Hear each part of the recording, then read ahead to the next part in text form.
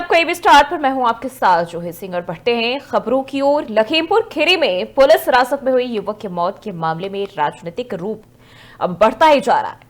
पूर्व मंत्री रहे स्वामी प्रसाद मौर्य ने मृतक रामचंद्र के परिजनों से मुलाकात करके जानकारी ली। स्वामी प्रसाद मौर्य ने भाजपा सरकार पर गंभीर आरोप लगाते हुए कहा कि प्रदेश में जंगल राज कायम है, मौर्य समाज के लोग शराब से दूर रहते, फिर भी पुलिस ने रामचंद्र को अवैध शराब निर्माण में गिरफ्तार किया और कोई भी बरामदगी नहीं दिखाई। स्वामी प्रसाद मौर्य ने पोस्टमार्टम रिपोर्ट पर भी सवाल खड़ा किया और उन्होंने कहा कि पुलिस ने अपने हित में रिपोर्ट तैयार करवाई है। दिनेश मौर्य को भी जान से मारने की धमकी दे गई है पुलिस। और चूंकि दिनेश मौर्य ने बताया कि इसी तरीके से इस परिवार पर पुलिस जुर्म जाति अत्याचार पिछले कई वर्षों से चल रहा था, जिसमें कोर्ट के माध्यम से उन्होंने स्थानीय पुलिस के खिलाफ एफआईआर कराई थी। और जब एफआईआर कराई थी उस समय यह थाना निघासन में आता था। आज नया थाना मलगई बन गया है, लेकिन अभी भी चूंकि पुलिस के खिलाफ एफआईआर करने की हिम्मत दिनेश और केंद्रीय गृह एवं सहकारिता मंत्री अमित शाह की अध्यक्षता में मादक पदार्थों की तस्करी और राष्ट्रीय सुरक्षा पर क्षेत्रीय सम्मेलन का आयोजन किया गया। सम्मेलन में वर्चुअल माध्यम से सीएम धामी शामिल है। वहीं कई राज्यों के सीएम ने भी इसमें शिरकत की। बता दें कि सीएम धामी के नेतृत्व में ड्रग्स फ्री उत्तराखंड बनने की दिशा में प्रदेश तेजी से आगे बढ़ रहा है।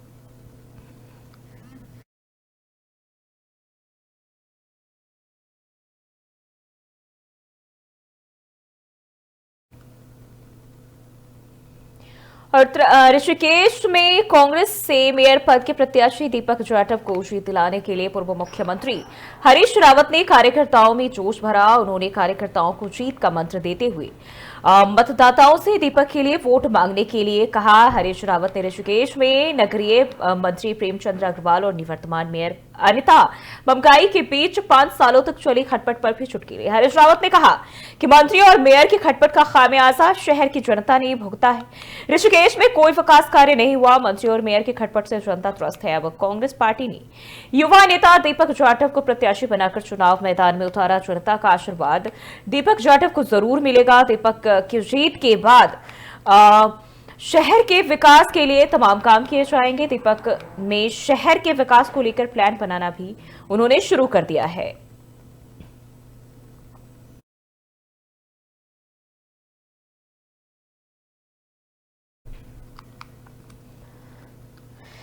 यमुनानगर में अंतर्राष्ट्रीय सरस्वती महोत्सव 2025 की तैयारियों को लेकर सरस्वती धरोहर स्थल के वाइस चेयरमैन धूमन सिंह किरमिच ने आदिबद्री स्थित गरुड़ टूरिस्ट कॉम्प्लेक्स के प्रांगण में संबंधित अधिकारियों की बैठक ली। बैठक में उन्होंने अंतर्राष्ट्रीय सरस्वती महोत्सव 2025 को भव्य रूप से मनाने के लिए आवश्यक दिशा निर्देश दिए, जिसमें उन्होंने बताया कि हरियाणा के मुख्यमंत्री नायब सिंह सैनी अंतर्राष्ट्रीय सरस्वती महोत्सव का विधिवत उद्घाटन करेंगे। साथ ही विभिन्न विकास कार्यों का शिलान्यास व उद्घाटन भी किया जाएगा।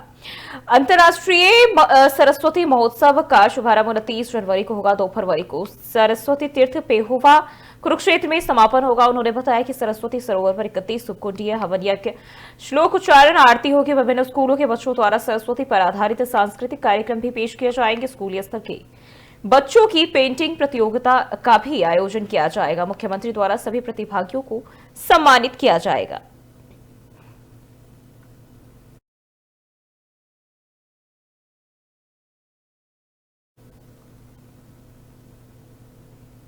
और उत्तराखंड में निकाय चुनावों के लिए भाजपा के स्टार प्रचारकों की लिस्ट में उत्तर प्रदेश के मुख्यमंत्री योगी आदित्यनाथ को भी शामिल किया गया और इसको लेकर उत्तराखंड भाजपा के प्रदेश महामंत्री आदित्य कोठारी ने कहा कि योगी आदित्यनाथ को उत्तराखंड के लोग भी आदर्श मानते हैं।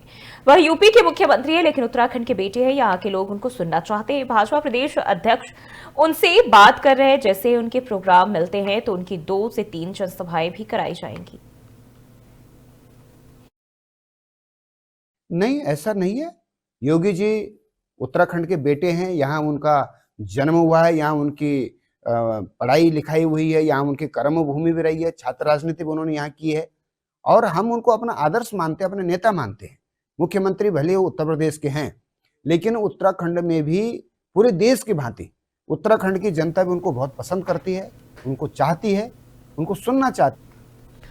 और नगर निकाय चुनाव को लेकर पुलिस प्रशासन भी सतर्क दिखाई दे रहा है। हालांकि पुलिस प्रशासन तमाम पहलुओं को लेकर एक्टिव नजर आ रहा है। वहीं एसपी देहात शेखर सुयाल का कहना है कि नगर निकाय चुनाव को लेकर उनकी टीम क्षेत्र में काम कर रही है। हालांकि तमाम अलग अलग जगह पर फ्लैग मार्च निकाला जा रहा है और पोलिंग बूथों का निरीक्षण भी किया जा रहा है ताकि किसी तरह की कोई खामी ना रहे। वहीं उपद्रवियों पर भी पुलिस निगरानी रख रही है। एसपी ग्रामीण का कहना है कि आपराधिक किस्म के लोगों को चिन्हित किया जा रहा है ताकि मतदान के दौरान माहौल खराब ना हो। एसपी देहात शेखर सुयाल ने मतदाताओं से अपील करते हुए कहा कि अपना कीमती मत शांति स्वभाव से करें और वोट के लिए एक दूसरे को जागरूक करें। देखिए, चुनाव पुलिस सकुशल चुनाव कराना पुलिस के टॉप प्रायोरिटी में होता है। उसके लिए हम टॉप टू बॉटम सारे लोगों को अलर्ट मोड में रख चुके हैं। अच्छे से काम होगा। उसमें जो प्रिवेंटिव वाली जो कार्रवाइयां होती हैं हमारी लगातार चल रही है। बूथों का चिन्हीकरण, फोर्स का असेसमेंट, मादक पदार्थों की अवैध बिक्री और ड्रग्स के खिलाफ कार्रवाई, ये सब हमारे उसके मोटिव होते हैं। पुराने अपराधियों पर लगातार नकेल कसी जा रही है, उनकी एचएस की परेड करवाया जाना या जो वांछित और हमारे इनामी अपराधी उनके खिलाफ स्पेशल टीम लगा के उनकी अरेस्टिंग करवाना और जो ऐसे व्यक्ति जो चुनाव व्यवस्था को प्रभावित कर सकते हैं उन पे गुंडा की कार्रवाई और ऐसे लोग जिनके छोटे झगड़े कभी हमारी लॉ एंड ऑर्डर व्यवस्था को बाधित कर सकते हैं उनको बाउंड डाउन कराने वाली ये सारी चीजें हमारी चल रही है और जल्दी हम एक अच्छा चुनाव संपन्न। बढ़ते आगे, मोगा से पुलिस की ओर नशा तस्करों के खिलाफ कसा जा रहा शिकंजा। गुप्त सूचना के आधार पर एंटी नारकोटिक सेल की ओर से अनाज मंडी बधनी कला से जिला बठिंडा के रहने वाले एक शख्स को 2 किलो 520 ग्राम अफीम और एक कार स्विफ्ट के साथ गिरफ्तार किया गया। बधनी कला में एनडीपीसी एक्ट के तहत मामला दर्ज कर लिया गया है और आगे की कार्रवाई शुरू कर दी गई है। आप सरकार ते मानजो डीजीपी साहब ਵੱਲੋਂ ਨਸ਼ਿਆਂ ਦੇ ਖਿਲਾਫ ਚਲਾਈ ਮੁਹਿੰਮ ਨੂੰ ਉਸ ਵੇਲੇ ਬਹੁਤ ਬਲ ਮਿਲਿਆ ਜਦੋਂ ਸ਼੍ਰੀ ਅਜੇ ਗਾਂਧੀ ਆਈਪੀਐਸ ਐਸਐਸਪੀ ਮੋਗਾ ਜੀ ਦੇ ਦਿਸ਼ਾ ਨਿਰਦੇਸ਼ਾਂ ਹੇਠ ਸਾਡੇ ਮੋਗਾ ਜ਼ਿਲ੍ਹੇ ਦੇ ਨਾਰਕੋਟਿਕ ਸੈੱਲ ਦੇ ਇੰਚਾਰਜ ਇੰਸਪੈਕਟਰ ਪ੍ਰਤਾਪ ਸਿੰਘ ਜੀ ਵੱਲੋਂ ਆਪਣੀ ਟੀਮ ਸਮੇਤ 2 ਕਿਲੋ 520 ਗ੍ਰਾਮ ਅਫੀਮ ਫੜੀ ਗਈ ਹੈ। ਇਹ ਅਫੀਮ ਜਿਹੜਾ ਮੁੰਡਾ ਹਰਪਾਲ ਸਿੰਘ ਹੈ ਪਿੰਡ ਇਹਦਾ ਹੈਗਾ सेमा कलां। और ऋषिकेश में इंदिरा नगर स्थित लिसा डिपो और रोडवेज बस स्टैंड का फायर अधिकारियों ने निरीक्षण किया। निरीक्षण के दौरान अधिकारियों ने लिसा की आग से सुरक्षा को लेकर मॉक ड्रिल की। मॉक ड्रिल में अधिकारियों ने आग लगने पर लिसा को आग से बचाने के लिए अपनी कार्य दक्षता को परखा। लिसा डिपो में तैनात कर्मचारियों को आग बुझाने के तरीके भी समझाए गए। फायर अधिकारी ने बताया कि अग्निशमन अधिकारी देहरादून के निर्देश पर लिसा डिपो का निरीक्षण किया गया है। निरीक्षण के दौरान लिसा डिपो में आग बुझाने के उपकरणों की जांच की गई जो भी सही पाए गए हैं। कर्मचारियों को आग बुझाने के तरीके भी सिखाए गए। इसके अलावा ठंड की वजह से लिसा डिपो के आसपास जलाए जा रहे अलाव को सेकने के बाद प्राथमिकता से बुझाने के निर्देश भी लिसा कर्मचारियों को दिए गए। रोडवेज बस स्टैंड पर भी लगे फायर उपकरणों की जांच की गई। फिलहाल सभी व्यवस्थाएं दुरुस्त होने का दावा फायर अधिकारियों ने किया।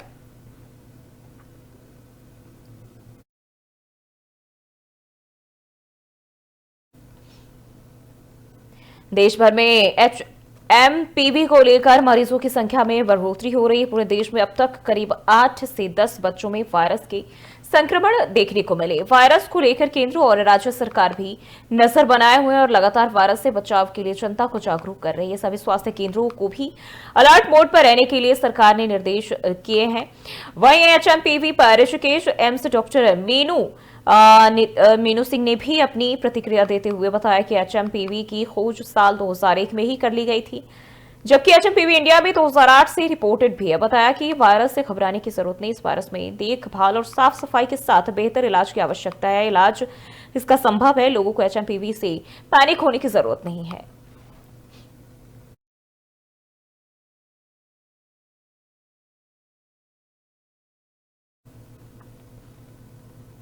और जालौन में तेज रफ्तार स्कॉर्पियो अनियंत्रित होकर पलट गई। स्कॉर्पियो में बैठे 7 लोग बुरी तरह घायल हुए हैं। ग्रामीणों की सहायता से घायलों को बाहर निकालकर पुलिस की सहायता से मेडिकल कॉलेज उरई लाया गया, जहां घायलों का इलाज जारी है। वहीं घायलों में 3 की हालत गंभीर बताई जा रही है। जिला अधिकारी एवं पुलिस अधीक्षक सहित शहर के आला अधिकारी मेडिकल कॉलेज उरई में मौजूद रहे।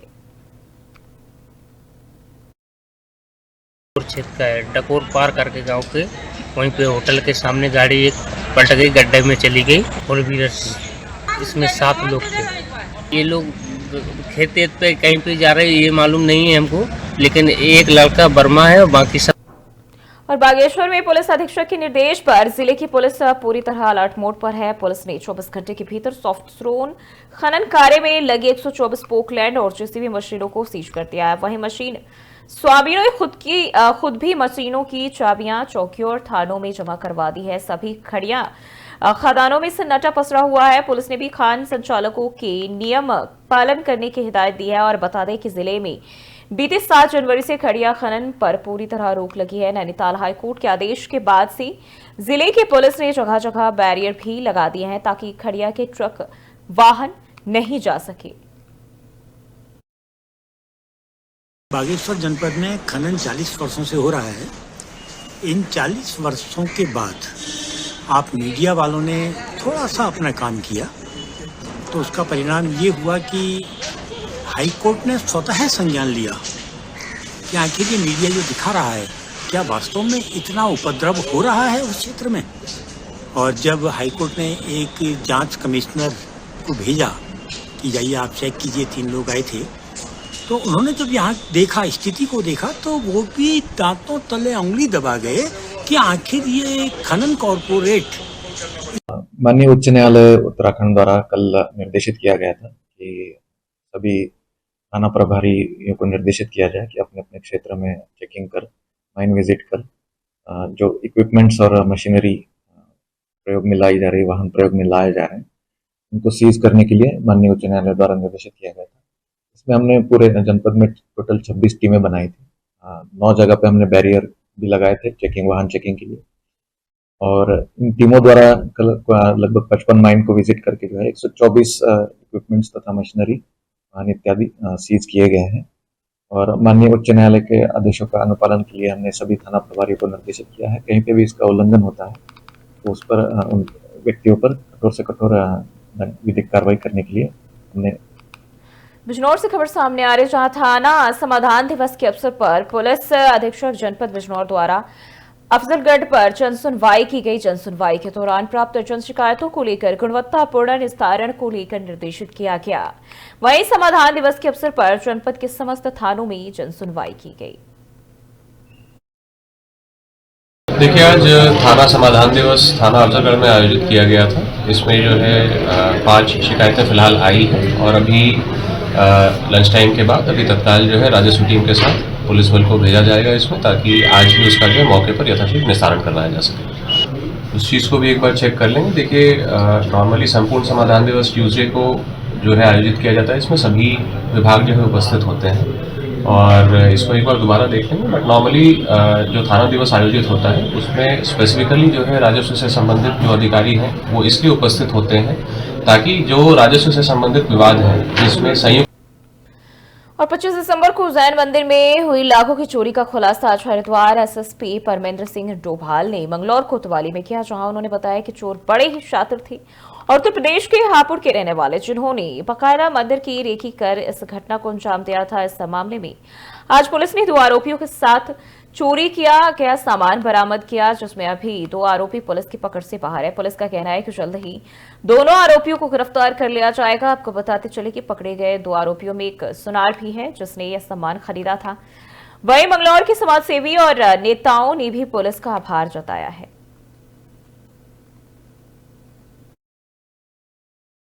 जल्द हो गया है तो ये बहुत अच्छी बात है। अब हम अपने आप को सिक्योर महसूस करते हैं, पहले भी करते थे, लेकिन इन बातों से थोड़ा सा और आदमी के अंदर जज्बा पैदा होता है, सिक्योरिटी बढ़ती है और ये ज़रूरी था, ये होना भी चाहिए था भाई, खुलासा ज़रूरी था। ये सीएससी सेंटर पिछले 10-11 साल से वहाँ चल रहा था और ये जो व्यक्ति है इसके द्वारा लगातार बैंक के और इनके जो हमारे कस्टमर्स हैं इनके बीच में लगातार इनका रास्ता था। ये बात बिल्कुल सही है कि इसके द्वारा लास्ट। और बदायूं में बदमाशों और पुलिस की मुठभेड़ हो गई। 25,000 का इनामिया बदमाश इस मुठभेड़ में गिरफ्तार किया गया। वहीं मुठभेड़ के दौरान बदमाश के पैर में गोली लगी, जिससे घायल होने के बाद पुलिस ने घायल बदमाश को जिला अस्पताल में भर्ती कराया। बदमाश के पास से कई अवैध चीजें और अवैध हथियार भी बरामद किए गए हैं।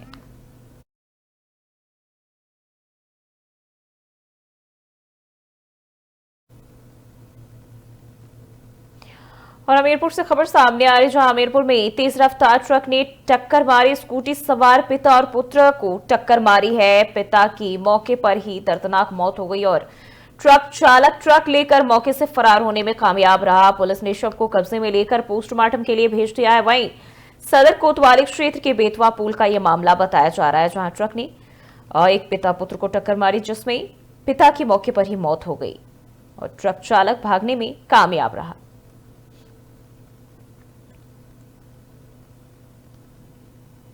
और इस बुलेटिन में फिलहाल के लिए बस इतना ही। बने रहिए एबी स्टार के साथ।